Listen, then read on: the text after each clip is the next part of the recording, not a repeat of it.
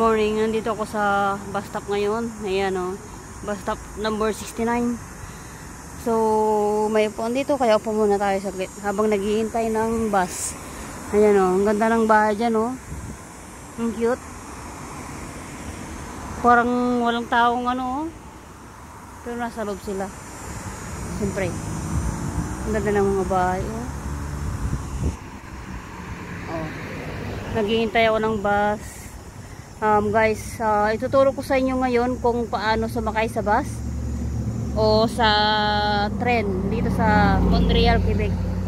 So, dapat meron kayong ganito o postcard ang tawag dyan. Ito, maswerte ako at nagpapasalamat sa amo ko dahil siya ang bumili niyan. Good for 1 month. So, pwede akong pumunta anywhere. Basta around ano lang, around Montreal, dito lang sa Montreal. Yung kahit hanggang ilang beses ko siyang gamitin sa isang araw sa bus or sa tren is ano siya, unlimited. So nakalibre na ako sa pamasahe, kaya thankful ako sa amo ko. Ayan, ngayon may nagbabike din. Waiting pa lang tayo ng bus. Tuturuan ko kayo paano sumakay ng bus. Linggo ngayon, August 18. Ang oras ay 11:30 na. Gutom na din ako, gutom na din. Kalalabas ko lang ng bahay. So, sa labas na din ako magla-lunch. Bibili sa labas, lunch. Ayan. Now po. Ganda ng bahay sa likod oh. So, mamaya, turuan ko kayo kung paano sumakay sa bus. Waiting pa lang eh. So guys, kung sasakay kayo ng bus, for example, nandito kayo sa kabila, tandaan nyo rin yung babaan nyo pagpabalik. Ayan, sa opposite doon yung pagpabalik. Yan, opposite yan. So, tandaan nyo pag sasakay kayo or bababa, make sure na alam nyo yung pangalan ng street. Ayan o, yan. Ayan, parating na yung bus. Yan, yan ang sasakyan ko. So, dapat gamitin natin yung postcard. Ayan, yan ang bus na sasakyan ko. Papuntang ano, metro sa MTR. So, yun. Cut na natin. Thank you.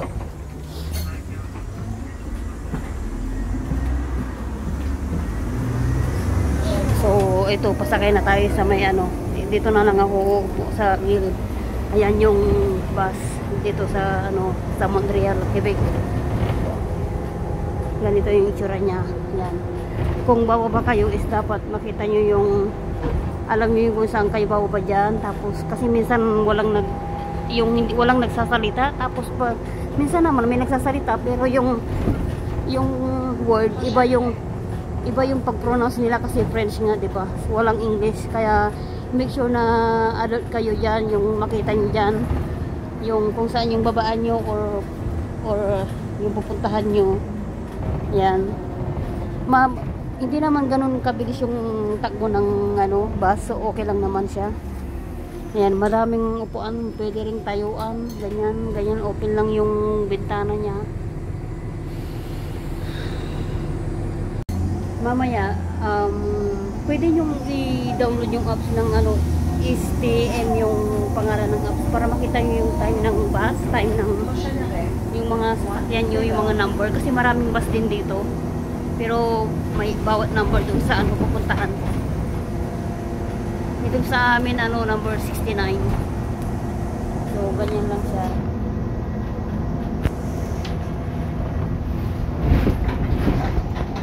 Noong una hindi ko alam. Tapos ayun, tinuruan lang din ako ng amo ko. Siyempre dapat make sure na makinig at tandaan talaga yung mga lugar o kaya yung mga ano, pangalan ng ano, para make sure na hindi tayo mawala.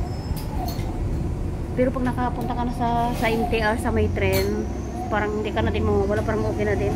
Basta tandaan mo lang kung ano yung pangalan ng ano, sakaya mo o babaan mo, yun lang yung number 1 para hindi ka mawala, alam mo yung pauwi sa bahay nyo. Yun.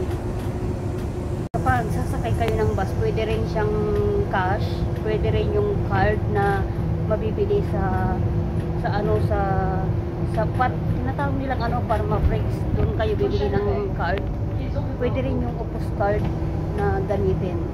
Pag cash naman, pwede yung ano, dapat exact amount yung pamasahe nyo kasi wala na yatang suklian eh. Hindi ko pa na-try yung cash. Ang inaano ko lang yung yung Opus card yung binigay ng amo ko. Yun yung ginagamit ko. So, yun.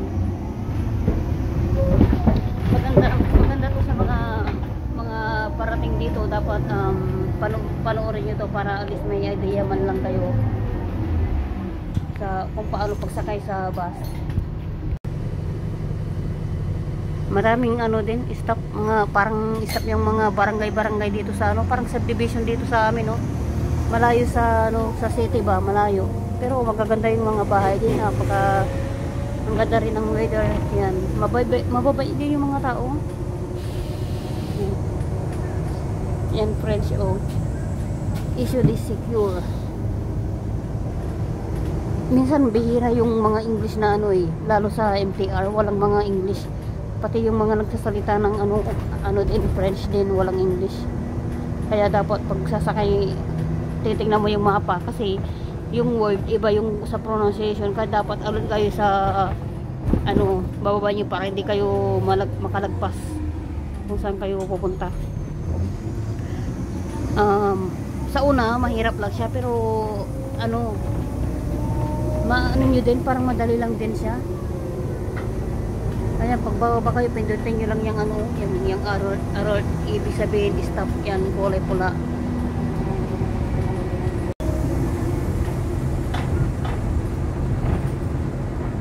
Yan, dyan na ako bababa. Station Henry Borasa, papunta sa tren. Ayan, malapit nang bumaba, kaya tatayo na din ako. Pag malapit na kayong bumaba, pindutin nyo lang to, stop. Yan, arit, stop. So, yun, mamaya ano na dito sa ito.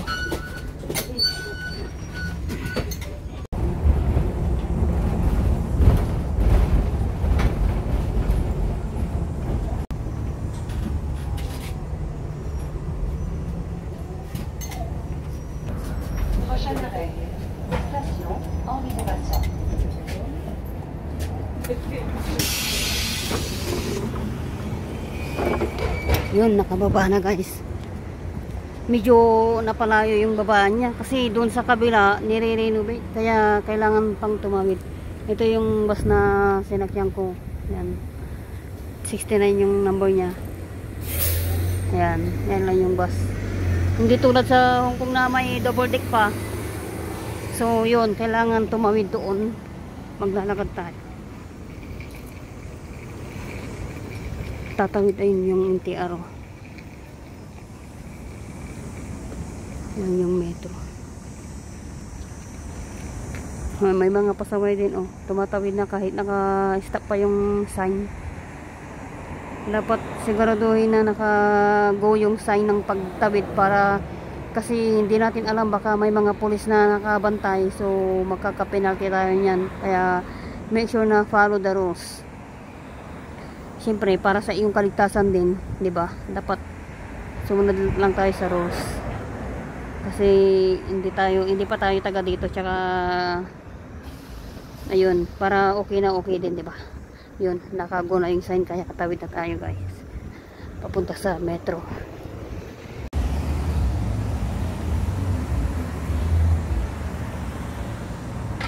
Yung seats ko, 125 lang sa Dalarama. Ang mura. So, yan muna yung nakayanan natin, guys. 125 Canadian dollar. So, yun, papapasok na tayo sa Henry Borasa. Ayan, itong pinto na ito, mabigat to eh. Ay, ayan. So, ayun nga, Henry Borasa, ito na yung loob niya. Walang escalator na pababa. Yung escalator paakyat lang, kaya mostly dito, mga lakad-lakad.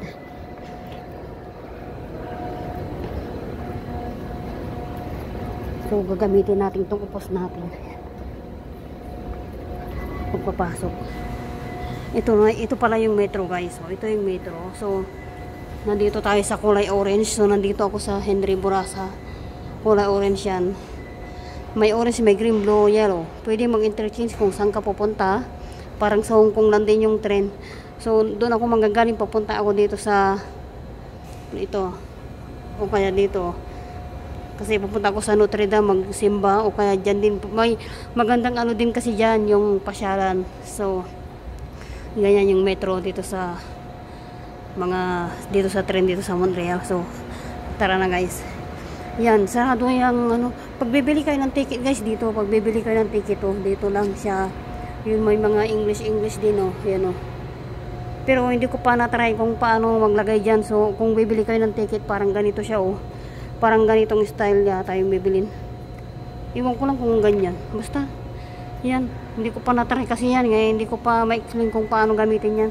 So, ito lang muna yung ginagamit ko. So, kailangan, papasok tayo, itatap mo lang siya dito, oh. Yan lang. Yung pag may marinig kang magtumunog ng toot, parang ganun. So, meaning, you can go. You can pass. Kaya, ayun, pupunta na tayo sa may escalator. Pababa. Kasi, underground yung, ano, train. So, yun, pababa. Ganun lang yung gagawin nyo pag sasakay kayo ng metro. Ito, yung Cuthberto. Yung kulay orange na yan, papunta sa Cuthberto. So, yun nga, Cuthberto, ayan o. Nandito nga tayo sa Henry Bourassa. Papunta yun sa Cuthberto. Madami siyang madadaanan, o. Yan, madami. So, kung may gusto kayong puntahan, at hindi kayo sigurado, tingnan nyo muna yung mga place, tapos pwede nyo i-research sa Google Map para make sure kung malaman nyo kung gaano ito kalayo, or para alam nyo yung pagpa-uwi. For example, pag may curfew, pag sa amo, yan, may mga interchange sa mga blue, yellow, green. So, Cuthberto, kaya tara na dito yung pababa. Madali lang siyang anuhin guys. Madali lang matuto kung paano sumakay dito sa train. Kung first time mo dito, kung nakapunta ka na sa Hong Kong, alam mo na yung pagsakay ng train doon. Madali lang pa to para sa'yo, hindi ka rin mawawala. So, andito na yung mga tao, naghihintay na. Mostly yung mga tao dito, nandiyan lang sa mga gilid-gilid. Tapos, hindi tulad sa Hong Kong na nakapila na sila sa unahan. Tapos, yun. Sila, nandito lang dyan lang sila sa gilid kasi parang wala namang unahan yan. Parang relax lang yung mga tao dito, walang rush. Parang kalmado lang yung mga tao. Ang ganda nga dito kung matatangkad yung mga tao dito eh. Minsan natatawa ako kasi ako lang yata yung maliit. So ganyan yung ano, trend dito. Yan. Ganito yung itsura niya. Yan. Henry Bourassa. Hindi siya masyadong madaming display, hindi tulad sa Hong Kong na yung mga pader is madaming mga display. So yun, I mean yung mga pader, daming makukulay. Dito parang okay lang naman.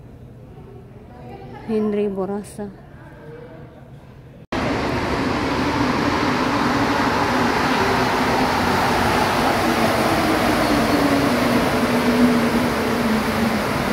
Dito na yung trend. Ang bilis-bilis din niya. Sasakay na tayo. Siyempre, dapat makaupo tayo sa loob. Yan, tara, bilisan natin para makaupo tayo sa loob. Ay, maganda sana dun sa ano, sa solo, oh.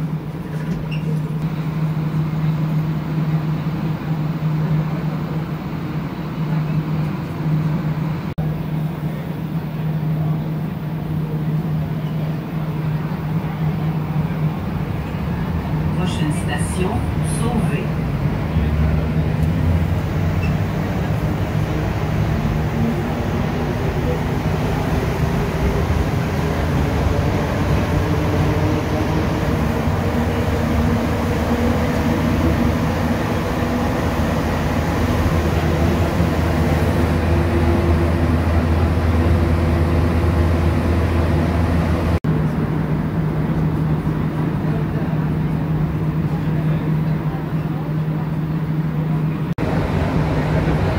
Guys, na makita nyo yung nandyan sa ano, para malaman nyo kung saan kayo bababa.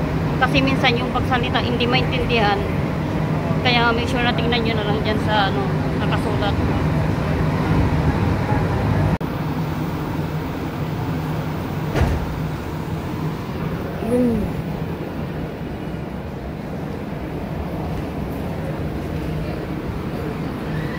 Lalabas na ako, guys. Bumaba na ako dito sa Champ de Mars kasi dito ako magla-lunch. So, ito yung mag-exit na. Pag mag-exit, guys, hindi mo na kailangan itap yung Opus card, yung ito. Hindi mo na kailangan itap kasi nakatap ka na nung pagka-entrance mo eh. So, yan, bubuksan mo lang yan. Ito yun. Yun. Bibili ka ng card, pwede dito sa Champ de Mars. Yan, sa station. Yan. Ito na yung mabigat na pintuan. Wow, lakas ang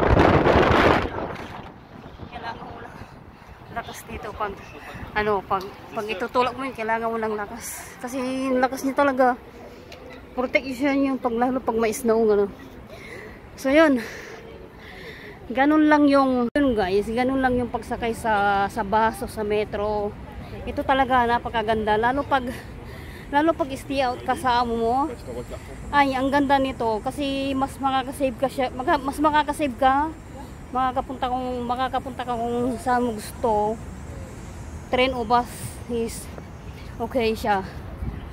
Pero pag stay-in ka naman, tapos hindi ka naman bigyan ng amo, so mag-card ka na lang o kaya yun, bibili ka na lang ng card para mga tipid. Kasi lugi ka pag gagamitin mo to ng stay-in ka tapos bihira kang lumabas. Siyempre, bago pa lang tayo, kailangan magtipid. Tipid-tipid muna, di ba? Siyempre, lalo pag wala pang sahod. So, wag ka nang bumili ng ganito kung hindi ka rin makakalabas kasi hindi mo siya magagamit ng maayos. Sayang din yung pinambili mo. Ano siya, I think mga 100 Canadian siguro to. Good for 1 month. Yung amo ko kasi siya yung bumili niyan. So, alaw akong gamitin, sinabi niya sa akin. Kaya, nakalibre na ako sa pamasahe. Bali, pamasahe ko, pangkain ko na lang, di ba? Kaya, pwede rin magbaon ng food. Bili ka na. Basta, isa to yung kung anong gusto mong gawin. At least, nakatipid na, di ba? Sa pamasahe pa lang.